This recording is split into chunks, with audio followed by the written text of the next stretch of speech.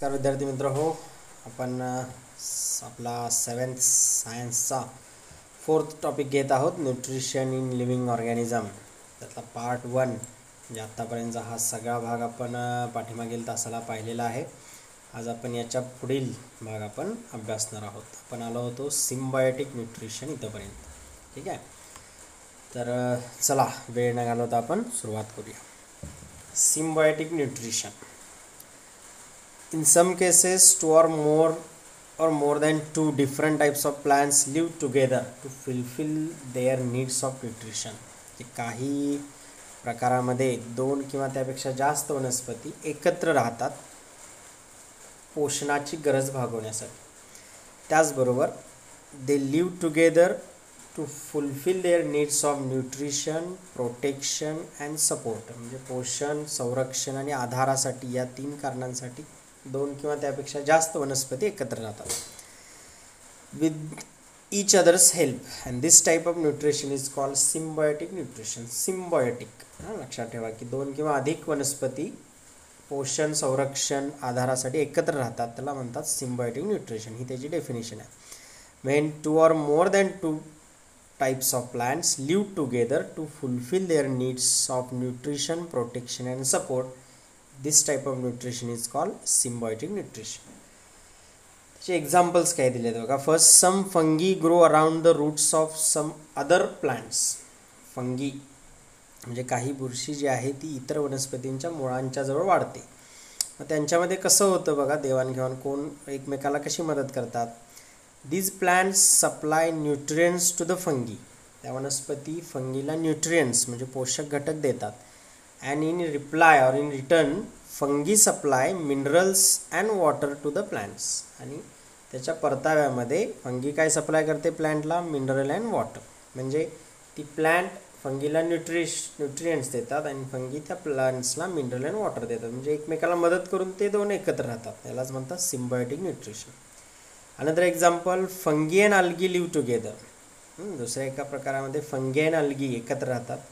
The fungi provides water, minerals as well as shelter to algae. Fungi अल्गीला काय provide करते, water, पाणी, खनिजे आणि निवारा म्हणजे शेल्टर, या तीन गोष्टी देते. In return algae provide food to the fungi. Algae काय प्रोव्हाइड करते, food to the fungi.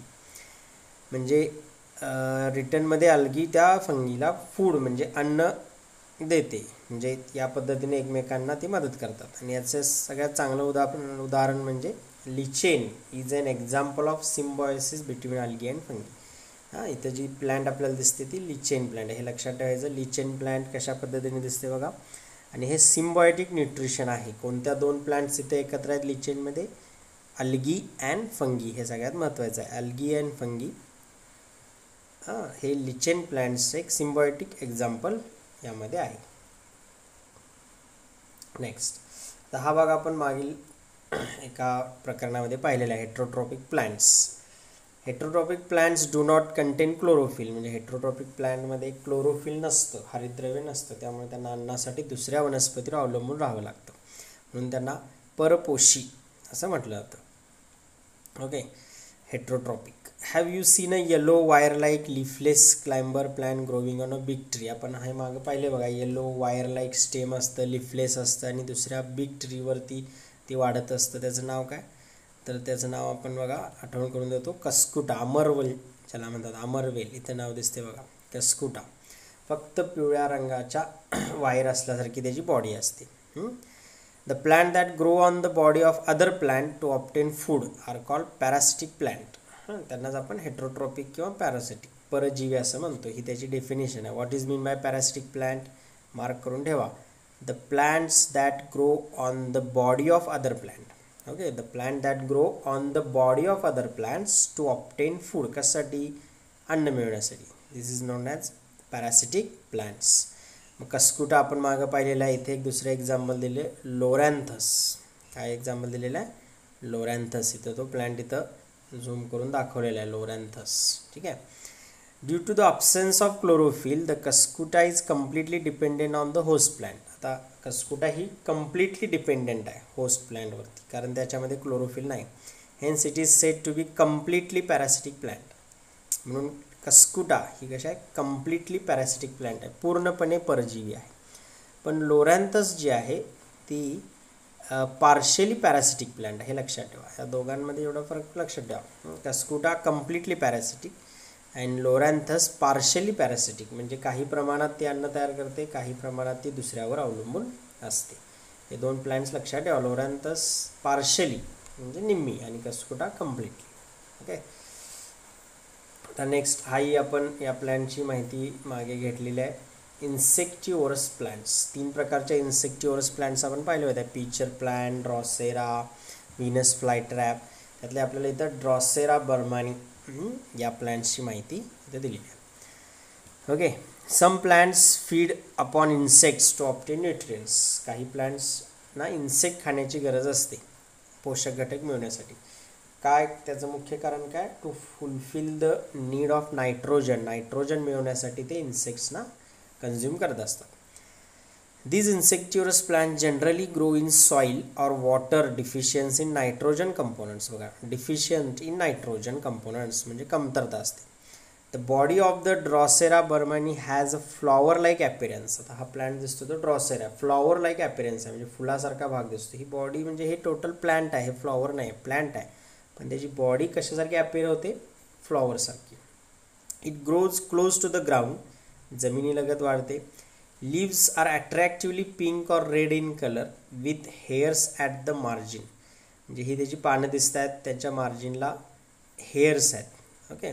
Red in colour आणि अट्रॅक्टिव्ह आहेत. Droplets of a sticky substance found at the tip of the hairs to attract insects. आता ह्या बॉर्डरला जे hairs आहेत त्या हेअर्सना काय असतात, वॉटर ड्रॉपलेटसारखा स्टिकी सबस्टन्स असतो, म्हणजे चिकट पदार्थ असतो पाण्याच्या थेंबासारखा, टू अट्रॅक्ट इन्सेक्ट्स. आणि एकदा का इन्सेक्ट तिथे आला तर ते त्याला स्टिक होतो, चिकटून बसतो आणि तो बाहेर जाऊ शकत नाही आणि मग ती प्लांट काय करते ना, कंझ्युम करते. The scientist Johns Burman identify this plant in Sri Lanka in 1737. मग त्या सायंटिस्टने, जॉन्स बर्मनने 1736ला श्रीलंकेमध्ये याचं संशोधन केलं आणि त्याच्याच नावाने मग त्याला ड्रॉसेरा बर्मानी असं नाव दिलेलं आहे. ठीक आहे. तर इन्सेक्टिव्हरस हे प्लांट आहे आणि यामध्ये हा ड्रॉसेरा एक आहे. आपण व्हीनस फ्लायट्रॅप, पिक्चर प्लांट हे सुद्धा पाहिलेले आहे. आता नेक्स्ट आहे सॅप्रोफायटिक प्लांट्स. बघा, सॅप्रोफायटिक प्लांट्सचं एक तर एक्झाम्पल दिसतं. Plants which obtain the food. आता महत्त्वाची आहे जी, what is mean by saprophytic plants. Plants which obtain the food from dead and decaying bodies. म्हणजे ज्या वनस्पती डेड अँड डिकेइंग म्हणजे मृत किंवा कुजणाऱ्या शरीरावरून, भागावरून अन्न मिळवतात, अशा प्लांट्सना सॅप्रोफायटिक प्लांट्स म्हटलं जातं. ठीक आहे. मग अशा पद्धतीनं सगळ्या डेफिनेशन आपण काय करायचे विद्यार्थ्यांनी लक्षात ठेवायच्यात. बघा, मग अशी कोणती सांगितली इथे, what is mean by symbiotic nutrition. Okay, ही एक. त्यानंतर heterotrophic plants, parasitic plants, insectivorous plants, या ज्या छोट्या छोट्या 2-2 ओळीच्या व्याख्या आहेत त्या आपल्याला माहीत पाहिजेत किंवा आपण त्या लिहून त्याचा सराव करायचा आहे. मी स्वाध्यायात आणखी देणारच आहे. So plants which obtain the food from dead and decaying bodies are called saprophytic plant. म्हणजे मृत घटकावर, भागावर ज्या वनस्पती उगवतात, जगतात, त्यांना आपण सॅप्रोफायटिक प्लांट असं म्हणतो. हां, त्याचे काही एक्झाम्पल्स बघा. Various types of fungi like mushroom and yeast are saprophytes. म्हणजे मशरूम, ईस्ट हे सॅप्रोफाइट्स आहेत, म्हणजे डेड अँड डिकेइंग बॉडीजवर ते जगत असतात.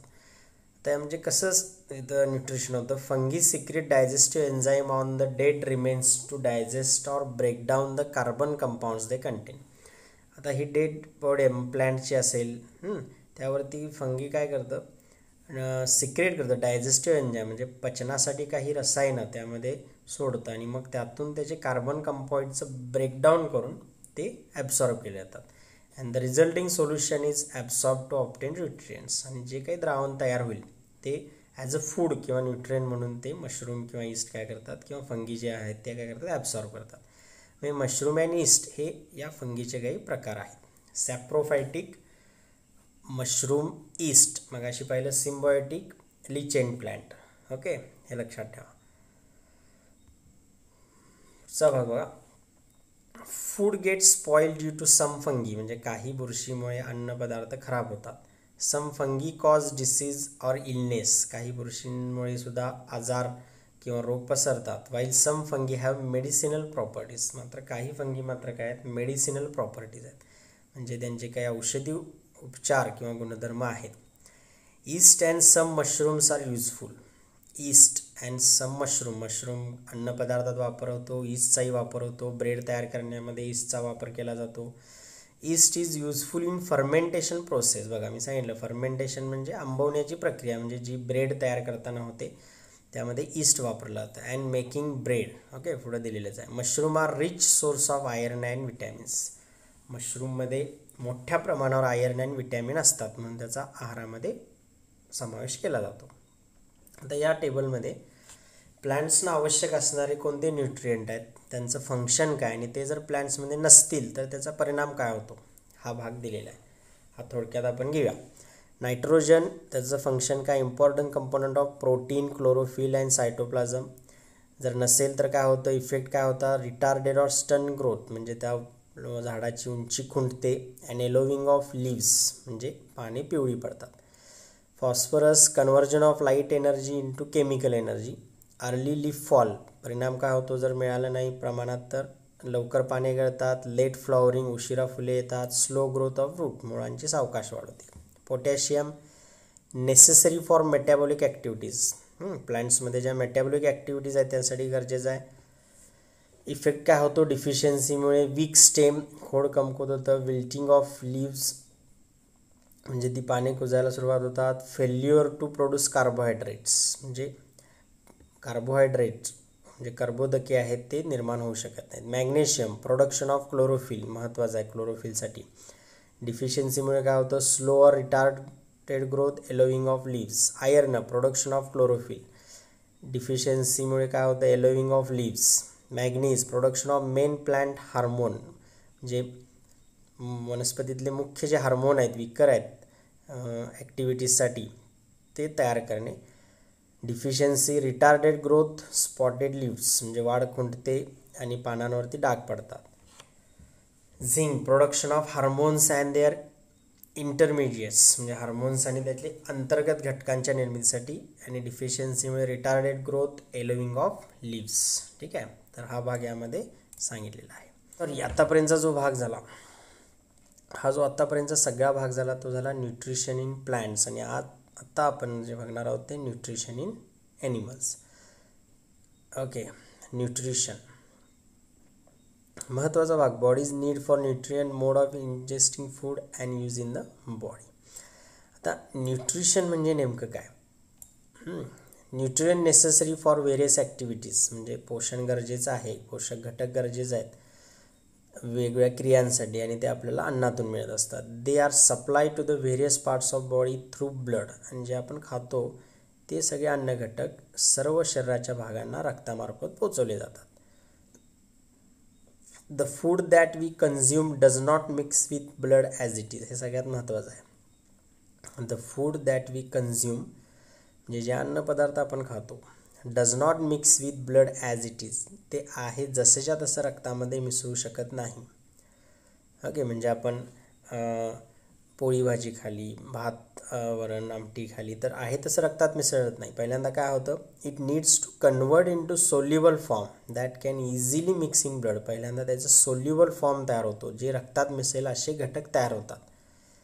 Nutrition in animals involves various steps from ingestion to egestion, हे शब्द लक्षात ठेवा. इंजेशन टू इजेशन या स्टेप्स आहेत, 5 स्टेप्स आहेत. पहिला आहे इंजेशन.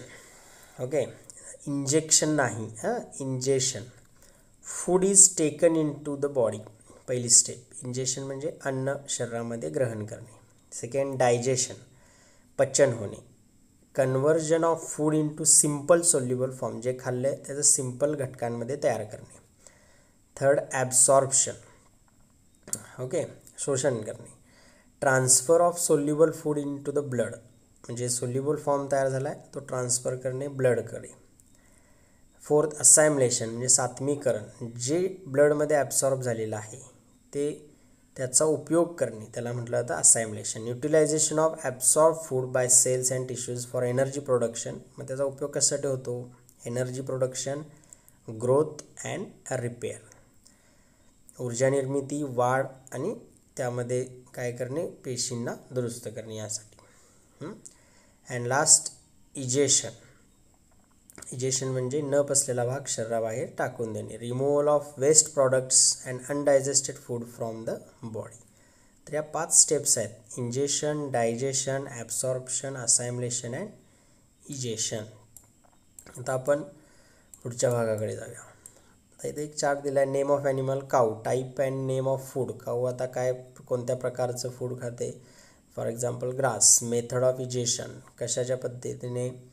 फ्रॉम माउथ आणि चिविंग करते. चिविंग म्हणजे चावून खाते. Okay. Frog, type and name of food, काय प्रकारचं फ्रॉगचं फूड आहे? इन्सेक्ट्स आपण म्हणूया. मेथड ऑफ इजेशन काय आहे? स्वॅलोविंग आहे. स्वॅलोविंग म्हणजे काय करणे? इथे दिले बघा, स्वॅलोविंग म्हणजे गिळणे. फ्रॉग काय चावून खात नाही, काय करणार तो? डायरेक्ट काय करतो? गिळतो.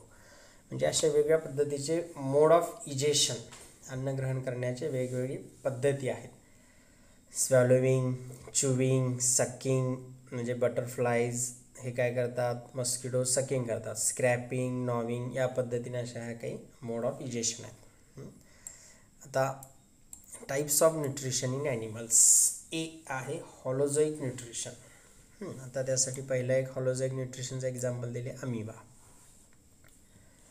ठीक आहे. आता amoeba does not have organs like hands and mouth. अमिबाला हात आणि पाय नाहीत. हा अमिबा आहे. इट इज युनिसेल्युलर, तो एक पेशी आहे. ठीक आहे, म्हणजे एकाच पेशीचा तो बनलेला आहे आणि त्या एकाच पेशीमध्ये त्याचं संपूर्ण जीवन प्रक्रिया चालते. It can take in food through any part of surface of its unicellular body.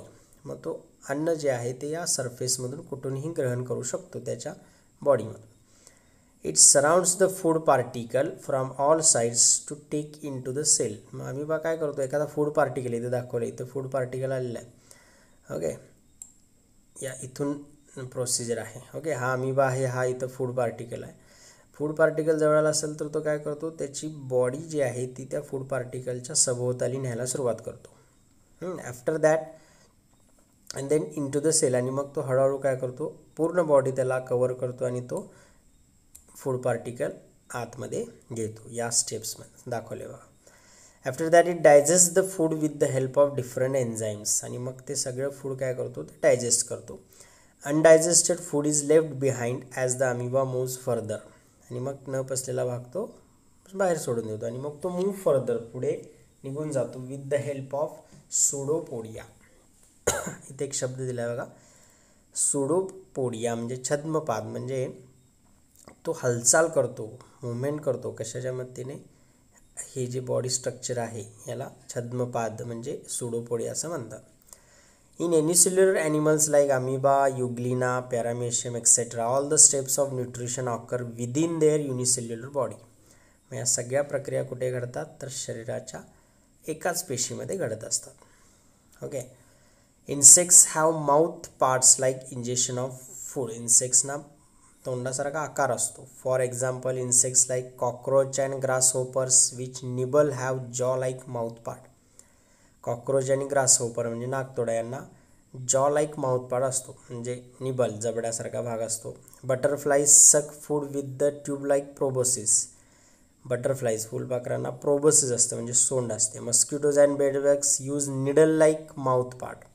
त्यांना सुईसारखा, मस्किटोज म्हणजे डास आणि बेडबग्स म्हणजे ढेकूण, यांना सुईसारखा भाग असतो, पार्ट असतो. With to pierce and tube like mouth part to suck. म्हणजे निडल लाईक पार्ट कशासाठी असतो? टू पियर्स म्हणजे त्या भागाला छेदणे, ओके, टोचणे. And tube like mouth part to suck blood or other fluids, आणि त्यातून रक्त शोषून घेणे, यांसारखे पार्ट त्यांना असतात. म्हणजे इथं हे वेगवेगळे प्रकारचे ॲनिमल्स आणि त्या माउथ आणि मोड ऑफ इजेशन कशा पद्धतीने अन्न ग्रहण करत असतील हे दिलेले. Animals with different food habits. प्रत्येकाचे फूड हॅबिट्स म्हणजे अन्न ग्रहण करण्याच्या सवयी आणि प्रकार हे वेगवेगळे आहेत. ठीक आहे. आता आपण लास्ट पॉईंटकडे आलेलो आहोत. According to the type of food animals can be classified. Type of food, अन्न प्रकारानुसार 5 प्रकार इथं आहेत. हर्बिओर्स म्हणजे शाकाहारी. Herbivores use plants directly as their food. Herbivorous animals use plants directly as their food. Example are grazing animals म्हणजे चरणारे, गवत खाणारे. देन ग्रॅन्युओर्स म्हणजे सीड इटर्स, बिया खाणारे. अँड फ्रुगिओर्स म्हणजे फ्रूट इटर्स, फळे खाणारे. असे हर्बिओरसचे 3 प्रकार आहेत. They use plants directly as their food. ही झाली त्याची व्याख्या. What is mean by herbivorous use plants directly as their food, known as herbivorous animals. 3 प्रकार, grazing, granivores and frugivores. Second carnivores म्हणजे मांसाहारी प्राणी.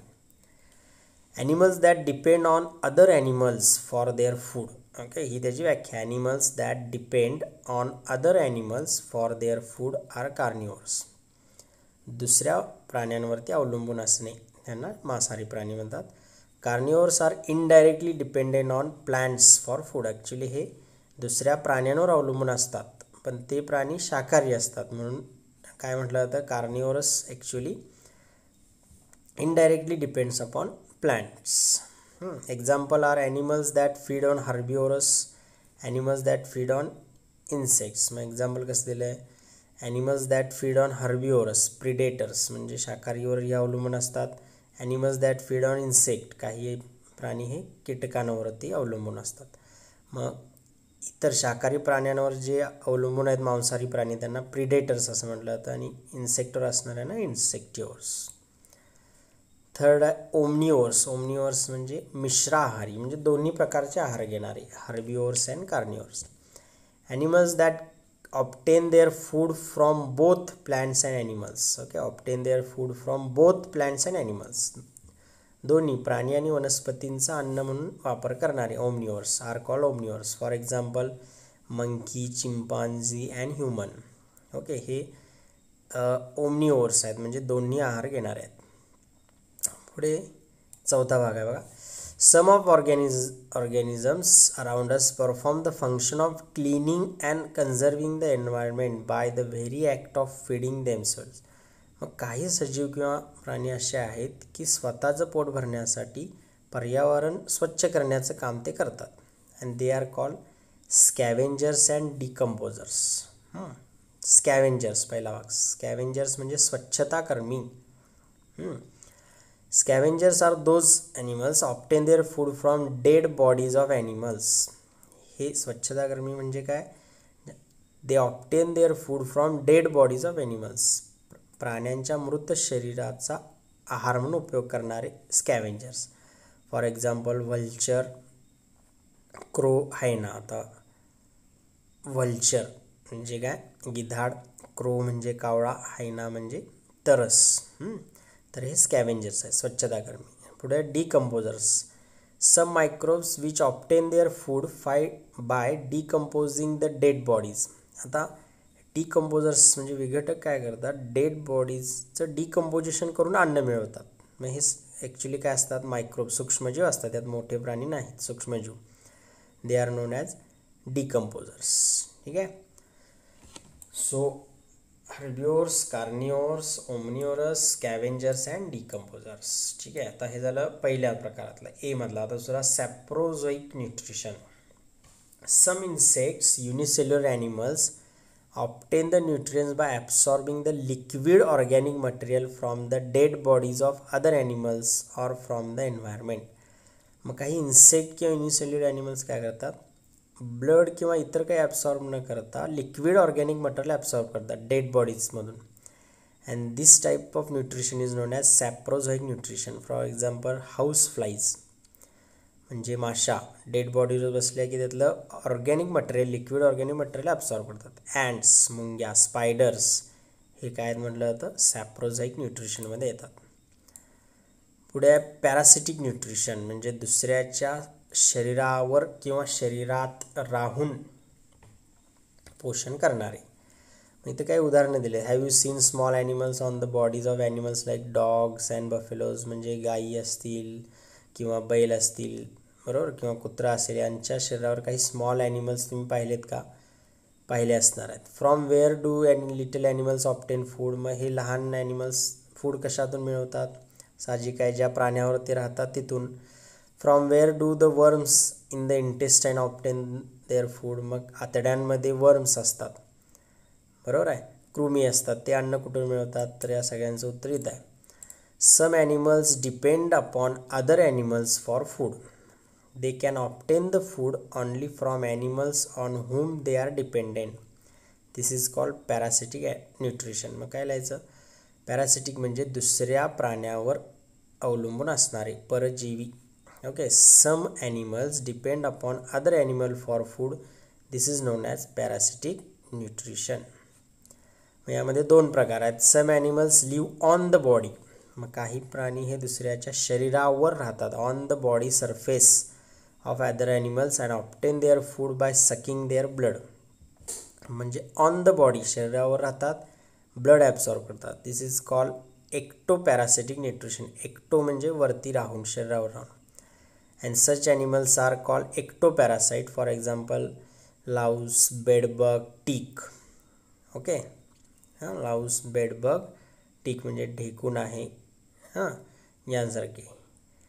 Animals like tapeworm and roundworm, म्हणजे हे दोन प्रकारच्या कृमी आहेत, live inside the body of other animals, हे शरीराच्या आतमध्ये राहतात, and obtain their food, this is known as endoparasitic. Endoparasitic म्हणजे शरीराच्या आत राहून पोषण करणारे, एंडोपॅरासिटिक न्यूट्रिशन ज्याला म्हटलं जातं. म्हणजे शरीरावर राहणारे एक्टोपॅरासिटिक, जसे की लाऊस, बेडबग, टीक आहे, आणि शरीराच्या आत राहणारे एंडोपॅरासिटिक न्यूट्रिशन.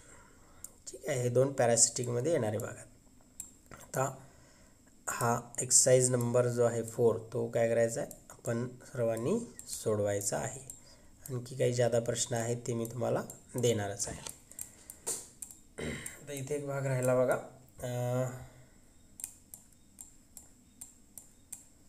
इथे अँट ईटर हा भाग आहे. The ant eater is found in central and south America, याला अँट ईटर म्हटलं जातं. तुम्ही डिस्कवरी किंवा नॅशनल जिओग्राफिक चॅनलला हे बघितलं असणार. अँट ईटर म्हणजे मुंगी खाणारा, त्याला मुंगी खाऊ असं म्हटलं जातं, प्राणी आहे तो. साऊथ अमेरिका आणि सेंट्रल अमेरिकामध्ये सापडतो. द बॉबकॅट और उद मांजर is found in the India, obtain the picture from internet. अशाच प्रकारचा बॉबकॅट और उद मांजर हा सुद्धा भारतामध्ये सापडतो, अशी माहिती दिली, आणि इंटरनेटवरून जादा माहिती घ्या. ठीक आहे, तर एक्सरसाइज नंबर 4 टॉपिक 4चा सॉल्व करायचा आहे.